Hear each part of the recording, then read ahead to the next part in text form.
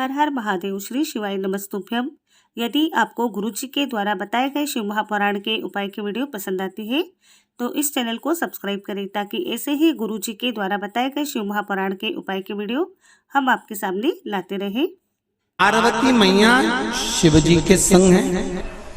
द्रौपदी 5 पतियों को देख कर कहती हैं कि तुमने ये गलत कर दिया। उनको नहीं मालूम। और महाराज श्री शिवाय नमस्तुभ्यं, श्री शिवाय नमस्तुभ्यं, श्री शिवाय नमस्तुभ्यं, श्री शिवाय नमस्तुभ्यं। हर हर महादेव। शिव कथा कर रहे महाराज भगवान शंकर का अनुमोदन कर रहा है, स्मरण कर रहा है। कथा कहती है यदि गलत मार्ग पर पति गया है तो उसको सत मार्ग पर लेकर आए।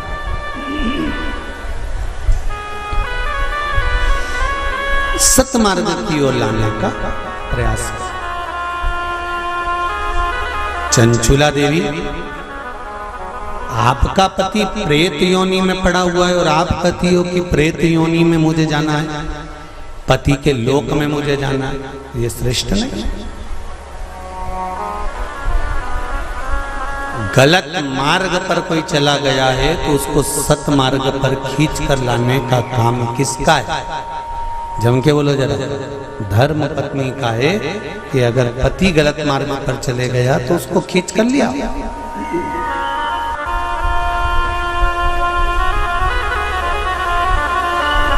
यदि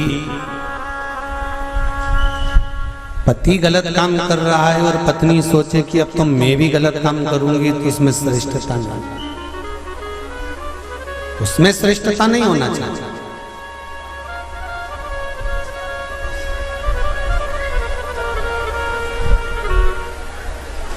अब मेरे उघड़दानी मेरे भोलेनाथ ने कहा, चंचुला तुम्हारा पति प्रेत योनि में पड़ा हुआ है। केवल एक धर्म पत्नी ऐसी होती है जो पति को प्रेत योनि से भी छुड़वा सकती है। श्रावण शिव महापुराण की कथा बड़े ध्यान से सुनना मेरी जीजियों, स्मरण करिएगा जरा कि धर्म पत्नी में वो बल होता है कि पति को प्रेत योनि से भी छुड़ाकर बाहर कर सकती है। धर्म पत्नी, धर्म पत्नी।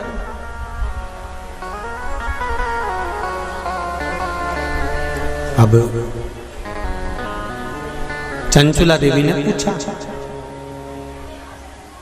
मैं क्या करूं?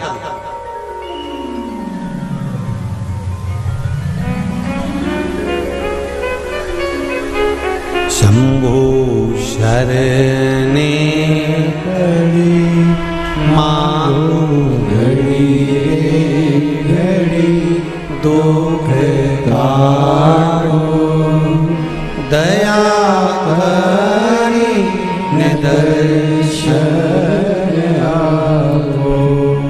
चंचुला देवी पूछ रही है कि मुझे करना क्या है? पति को प्रेत योनि से कैसे मुक्त किया जा सकता है? ध्यान से सुनना रे भाई।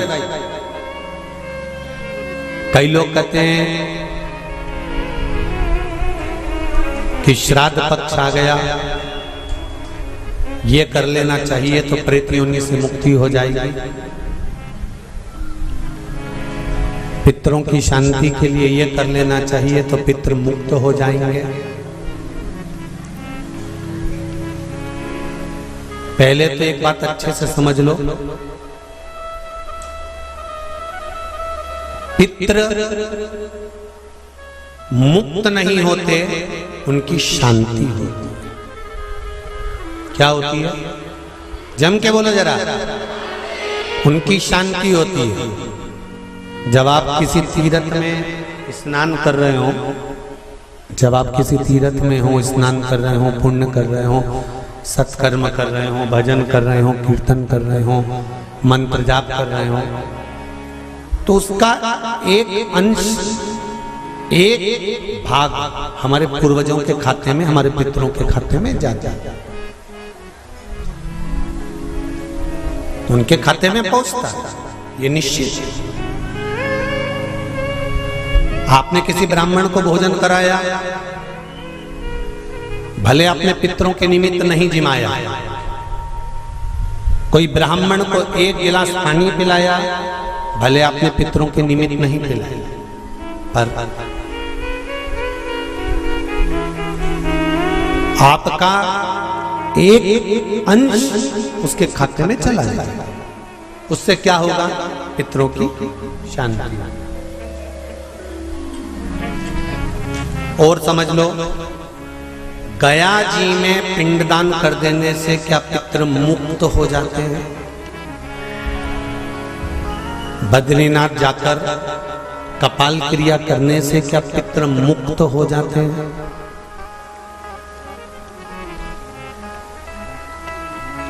भाई,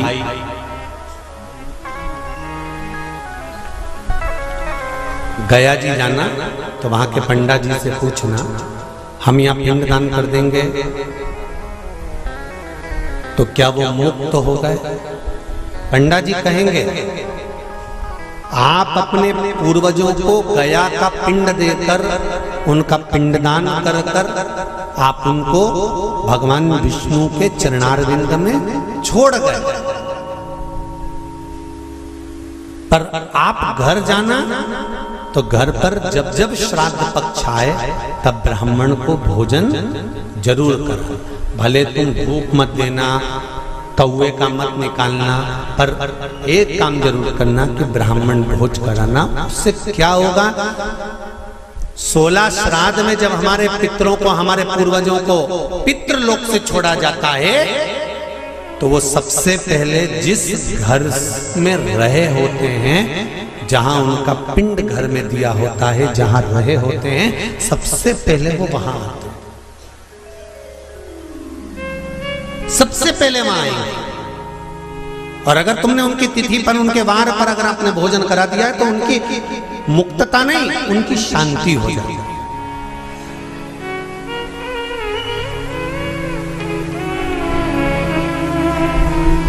पितरों की मुक्ति कैसे है? उनकी मुक्तता कैसे? प्रेत योनि की मुक्तता कैसे? तो कहा, जैसे भगवान का नाम लेने वाला व्यक्ति दूसरा जन्म नहीं पाता, उसी तरह भगवान का जो भजन करते हैं, कीर्तन करते हैं, मंत्र जाप करते हैं, या शिव महापुराण की कथा, राम कथा, भागवत कथा, विष्णु पुराण आदि आदि जितनी भी पुराण हम श्रवण करते हैं, हमारे श्रवण करने का एक भाग हमारे पितरों के खाते में जाता है, तो उस कथा के फल से उनकी मुक्ति हो जाती है। उनकी कथा के फल से मुक्तता। प्रेत योनि से मुक्त हो गया धुंधकारी, बिंदुक प्रेत योनि से मुक्त हो गया। काय से होगा? शंकर का स्मरण, शिव महापुराण की कथा का रस तत्व ग्रहण करना, राम कथा, भागवत कथा का मात्र स्मरण करना, उससे मुक्त था।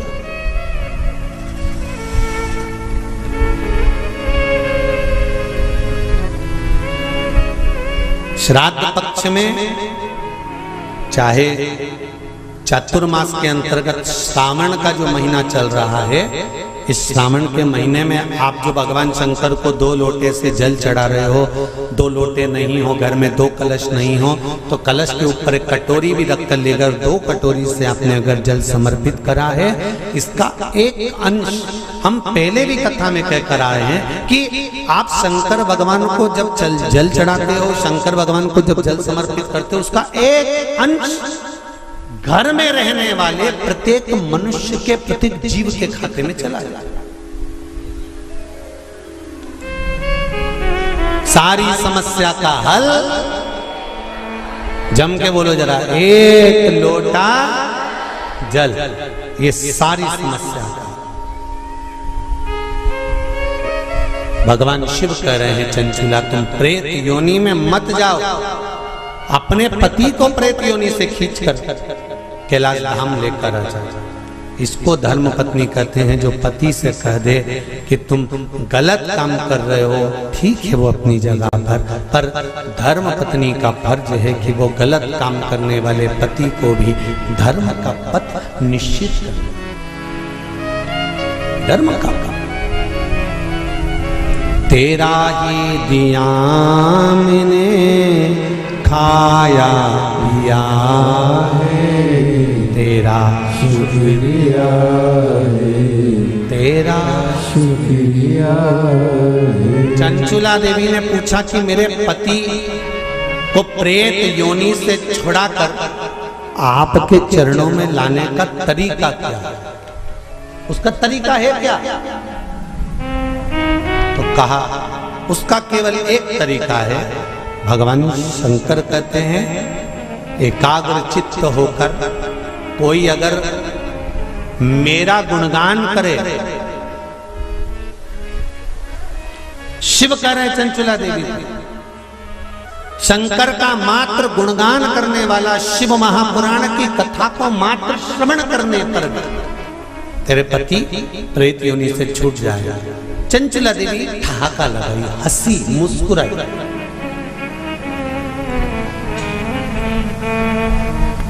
हंसी चंचुला देवी।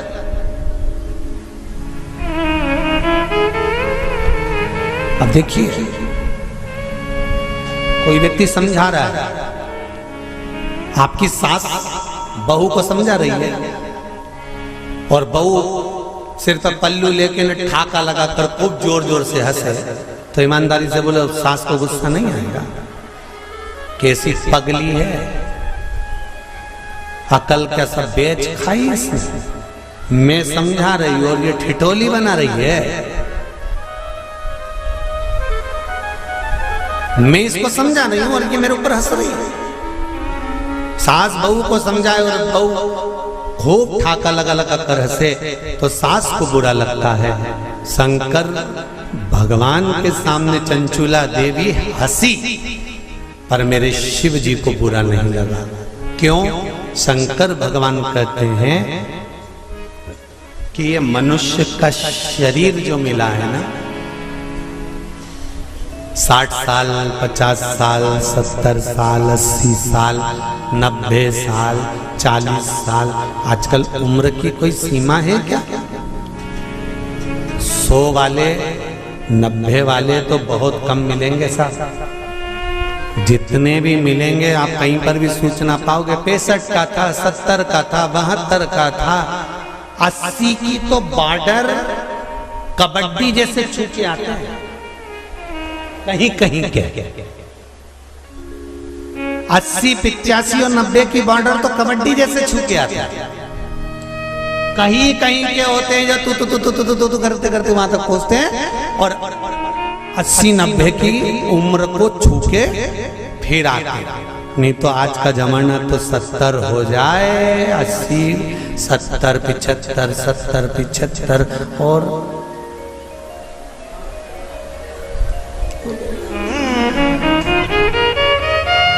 और बीच में कोरोना जैसा आ गया तो फिर तो 75 भी जाने लगे। 35, 40, 42, 45 और अभी भी देखो, आप देखिएगा जो कोरोना महामारी में जो बुढ़े बुढ़े लोग हैं ना, कई बुजुर्ग लोग आज भी सेफ हैं और उन्हीं के पड़ोस में रहने वाला कोई 33 साल का, कोई 40 साल का, कोई 45 साल का, कोई 50 साल का, उन्हीं के पड़ोस में रहने वाला। और कई कई बूढ़ी बूढ़ी माताएं तो आज भी कह देती हैं, भगवान हमको उठा देता, इनको बेचारे को बचा देता। भगवान भी मन में सोच रहे डोकरी को कौन ले जाए। अरे भाई,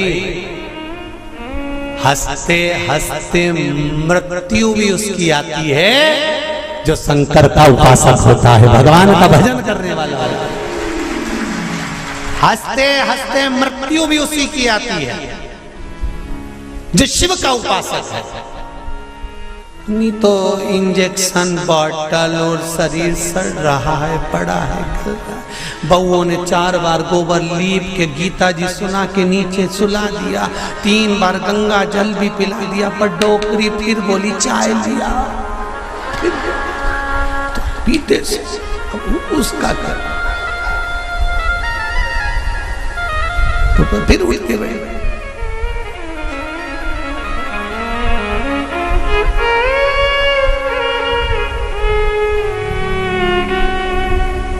अरे भाई, तुमको अगर बगीचे का सबसे सुंदर फूल पसंद है, तुम एक से बढ़कर एक बगीचे में गए पर फूल वही तोड़ते हो जो तुम्हें पसंद आता है। मेरा महादेव संसार में से उसी को उठाता है जो महादेव को पसंद आता है। ये शिव है जो महादेव को पसंद आता है। नहीं उठाएगा जब तक तुम चाहे गीता जी सुना दो, चाहे गंगा जल पिला दो, चाहे किसी महाराज से पूछ कर कितना भी दान करा दो। हमने गाय दान कर दी, पंडित जी को बुला के गाय भी दिलवा दी, एकादशी भी छोड़ दी, पर ये नहीं छूटी।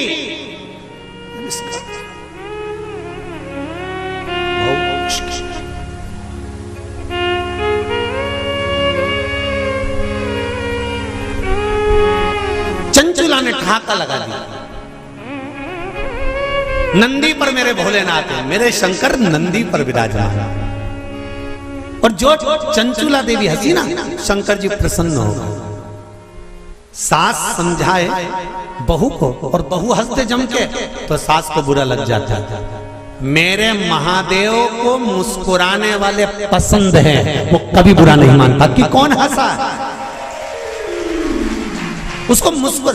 इसलिए आपको कथा में कहा, आपके पास में अगर एक लोटा जल नहीं है, बेलपत्र नहीं है, आपके पास में चावल का दाना नहीं है, फूल नहीं है, तो क्या कहा था? शंकर जी के मंदिर में जाना और उसको देखकर एक स्माइल कर कर मुस्कुरा कर भी आ जाना। शंकर जी भी समझेंगे इतना दुख इसकी जिंदगी में है तो वो भी मुस्कुरा रही है, तो पार्वती जी भी कह देगी चिढ़ा रही है।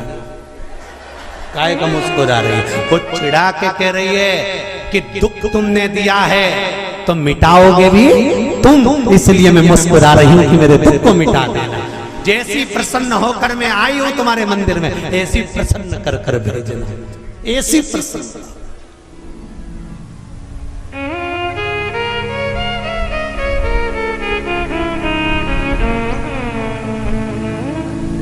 हो लिखन वाले तू हो के दयाल लिखना, मेरे हृदय अंदर सतगुरु का प्यार लिखना।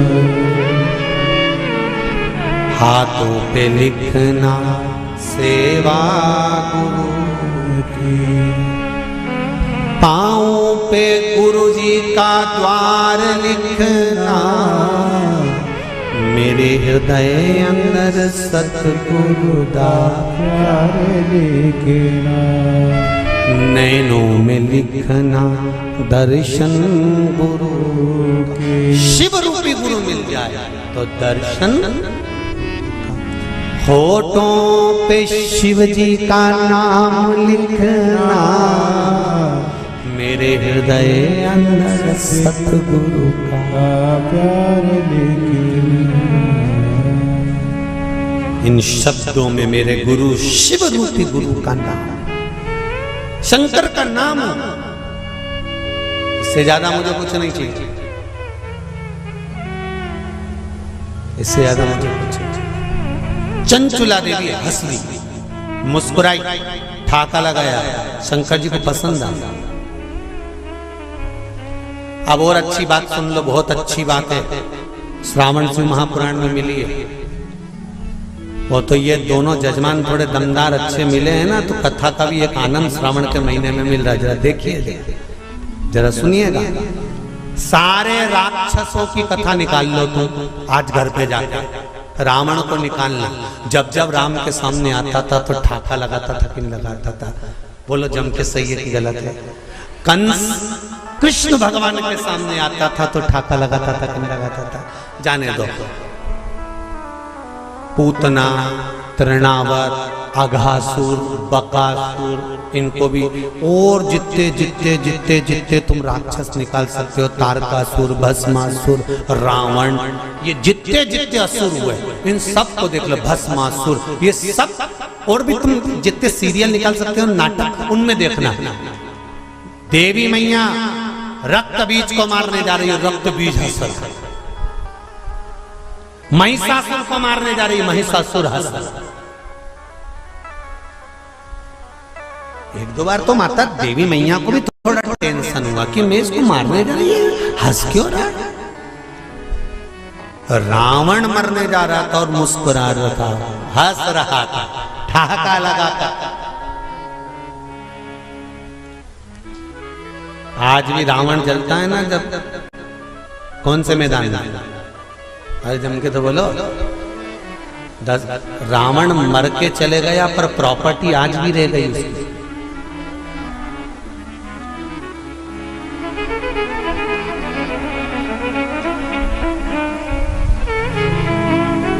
रावण चला गया था पर पूरे भारत में प्रॉपर्टी आज भी रावण के नाम से है। तुम्हारे जिस नगर से तुम आए हो वहां पे आज भी मैदान का नाम, जरा जम के बोलो, दशहरा मैदान। तुम्हारे यहाँ राम जी की प्रॉपर्टी, राम जी को सिद्ध करने में सालों लग गए थे। अयोध्या मेरी है, और रावण लंका में रहने के बाद भी भारत में कह के चले गए दशहरा मैदान मेरा। तुम्हारे नगर में कोई राम मैदान है? अरे बोलो तो जब कृष्ण मैदान है? नहीं, पर पूरे भारत की भूमि पर हर गांव नगर शहर में एक मैदान जरूर मिले, दशहरा मैदान। इसलिए तो रावण हंसता था, मुस्कुराता, प्रसन्न होता, आनंदित होता। तो किसी ने रावण से पूछा, क्यों रे तू तो निपट गया, फिर प्रॉपर्टी भारत में क्या कर रही थी? रावण जहां जले उसका नाम दशहरा मैदान। राम जी का आज तक कोई मैदान नहीं कि राम मैदान, दशहरा। रावण से पूछा गया कि ये तेरा मैदान आज तक क्यों है? रावण बोला, ये मेरे मुस्कुराने का कमाल है। ये मैं जो मुस्कुराता था ना, उसमें मेरा भोलेनाथ कायल हो जाता था। बस इसीलिए कहते मुस्कुराने में सब कुछ छुपा हुआ, सब कुछ। अब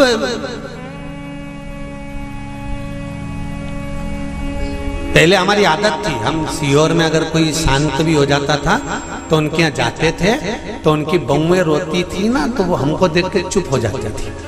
उनको मालूम है अगली कथा में बोल देगा,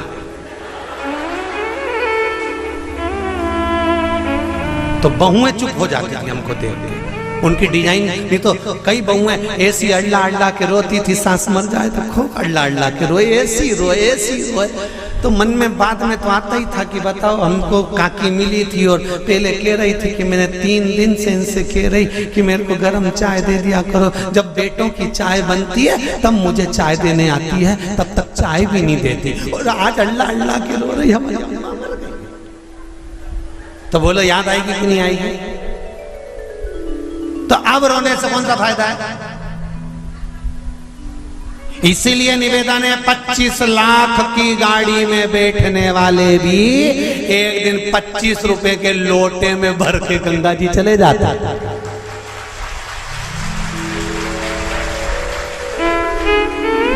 अकड़ में तो रहना नहीं। 25 लाख की गाड़ी में बैठकर घूमने वाले भी 25 रुपए के लोटे में भरा जाएंगे, इसकी कोई गारंटी नहीं है जीवन की। इसलिए चंचुला देवी ठहाका लगाकर हंसी। शंकर को पसंद आया, मेरे भोलेनाथ को प्रसन्नता।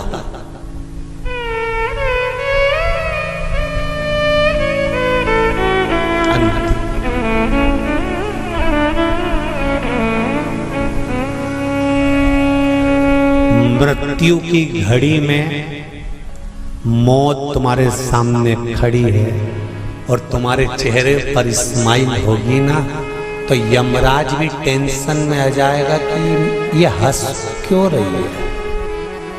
तुम रास्ते से निकल कर जाओ, एक प्रैक्टिकल छोटा सा करके देखना। तुम रास्ते से निकल कर जाओ, जाते जाते जाते जाते थोड़ा सा मुस्कुरा कर चले जाओ, तो 4-6 दुकान वाले टेंशन में रहेंगे। बोलो सही है कि गलत है? 4-6 दुकान वाले टेंशन में रहेंगे। हंसा क्यों, ये हंसा क्यों, ये हंसी क्यों, क्या काम है? मृत्यु की सैया पर प्राण छूट रहे और तुम्हारे मुस्कुराहट है। और मुस्कुराहट किस चीज की है? अंत समय प्रभु आना पड़ेगा, वचन दिया तो निभाना पड़ेगा। आए ना आए प्रभु कुटुंब कबीला, अंत समय भोले आना पड़ेगा।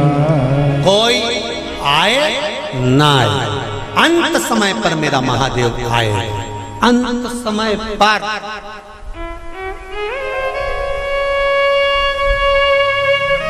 मृत्यु की घड़ी पर अगर मुस्कुरा भी रहे हो ना आखिरी में, तो यमराज को चिंता लग जाएगी।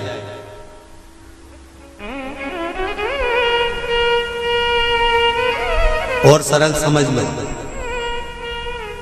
लिफाफा देने स्टेज पे चढ़े दूल्हा दुल्हन को, और उन दोनों को देख के एकदम जम के हंसते, दोनों टेंशन में आ जाए। दो पत्नी पति से कहे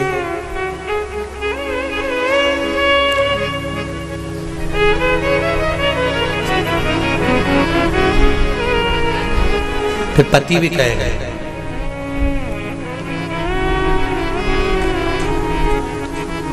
फिर धीरे से काना फूसी होगी, ये हंसा क्यों?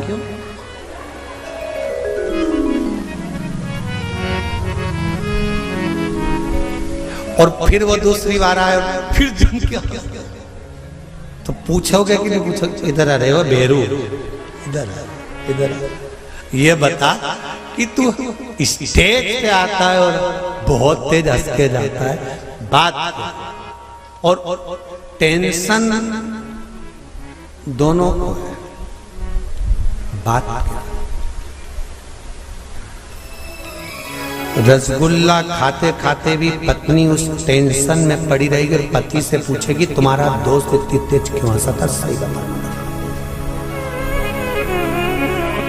पति पत्नी को गुलाब जामुन पहले बता, वो हंसा क्यों, ठाका क्यों लगाया?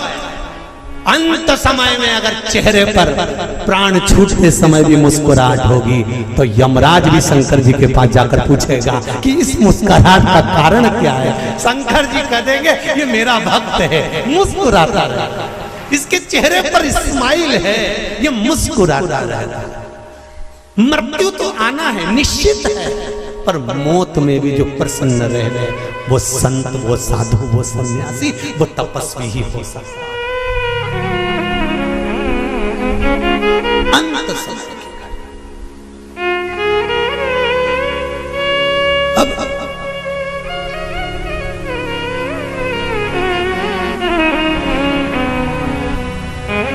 शिव जी को टेंशन नहीं हुआ, शंकर भगवान को बड़े प्रसन्न हुए। शिव जी ने को सोचा मन में इतना अच्छी बात है, आज चंचुला मुस्कुराई है, ठाका लगाकर हंसी है। चंचुला से पूछा तो क्यों हंसी है, तेरे हंसने का कारण क्या है, मुस्कुराने का कारण क्या है? चंचुला देवी कहती है मेरे मुस्कुराने का एक कारण है, आप अगर मुझे मार्ग बताते हैं कि पति के लोक नहीं जाना है तो मैं पति के लोक नहीं जाना चाहती, ये बताओ कि मेरे पति को इस कैलाश पर आपके चरणों में कैसे लाया जा सकता है? शंकर भगवान ने कहा, मेरे पास लाने का सबसे सुंदर तरीका है भगवान की भक्ति में डूब जा। अर्थात जो तेरे हृदय में बैठा है, राम तुम्हारे हृदय में है तो राम की भक्ति करो, कृष्ण हृदय में बैठा है तो कृष्ण की भक्ति करो, माँ अंबिका तुम्हारे हृदय में बैठी है, माता की भक्ति करो, और शंकर अगर तुम्हारे हृदय में बैठा है तो शिव की भक्ति करो। चंचुला देवी कहने लगी, मैं कहाँ किसको ढूंढने जाऊंगी? वैकुंठ में भगवान विष्णु है, ब्रह्मलोक में ब्रह्मा है, इंद्रलोक में इंद्र है, पर पृथ्वी पर मृत्यु लोक में तो मेरा देवाधिदेव महादेव है, तो इसी से मेरा पाला है, तो इसी का नाम क्यों नहीं जपना?